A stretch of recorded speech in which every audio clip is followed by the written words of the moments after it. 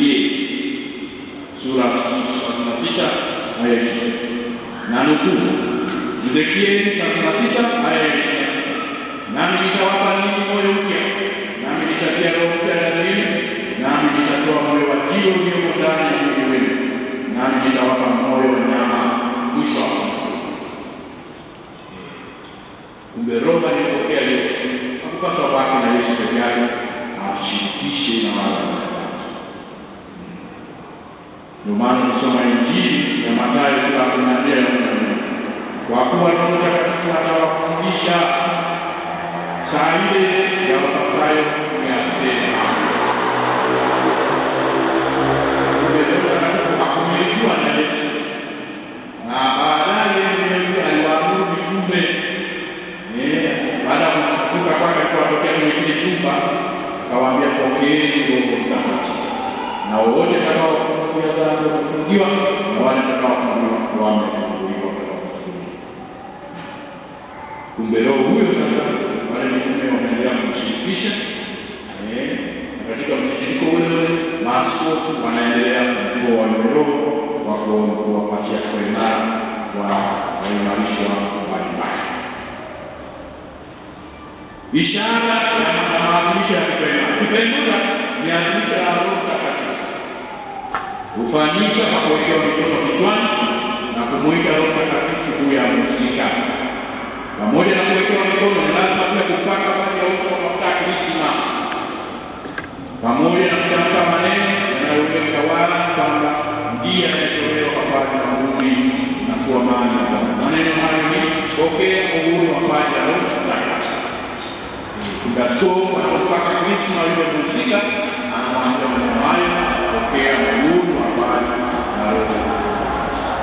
Na hiyo ndio ishara ya nje ya maadhimisho ya sakramenti. Askofu anawekea mkono yule mwarisha na kupaka Krisma kwenye paji la uso, anamwambia maneno hayo, pokea uhuru wa paji la Roho Mtakatifu.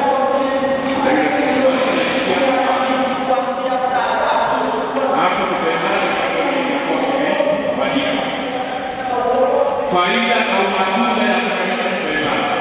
Kipaimara kinatuletea faida gani? Kinatutia mizizi ndani zaidi katika kufanya wana wa Mungu, unapotufanya tuseme Abba au Baba. Kinatutia mizizi ndani zaidi, halafu kinatuunganisha kwa nguvu zaidi na Kristo, kwa sababu tunajinadi kama sisi ni askari, na hivi inatuunganisha zaidi na Kristo, askari hodari wa Kristo. Halafu kipaimara kinaongeza ndani yetu vipaji vya Roho Mtakatifu, vipaji vya hekima, akili, shauri, elimu, ibada, jari na kadhalika.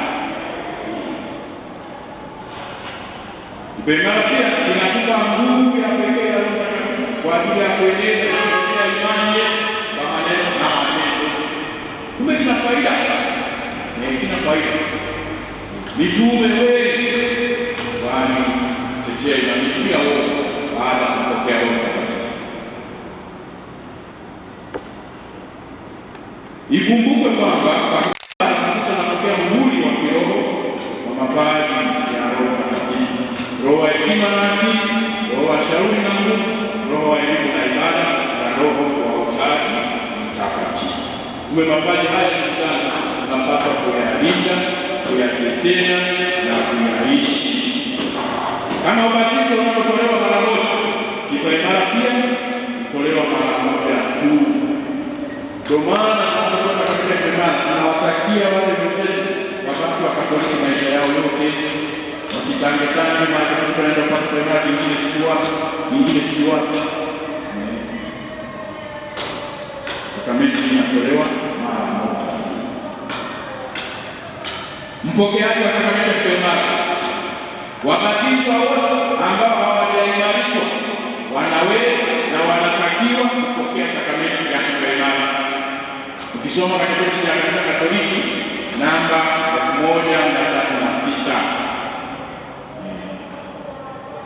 Kumbe wabatizwa wote ambao bado hawajaimarishwa hawajapokea kipaimara wanatakiwa wa kupokea sakramenti.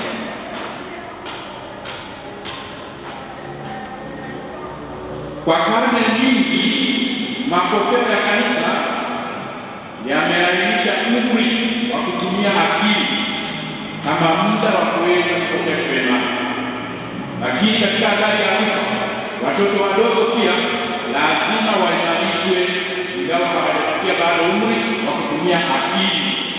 Hiyo katekesi inatuambia kumbe hata mtoto mchanga, mtoto mdogo katika hatari ya kanisa anaweza kupewa kipaimara. Katekesi inapata Katoliki namba 1307.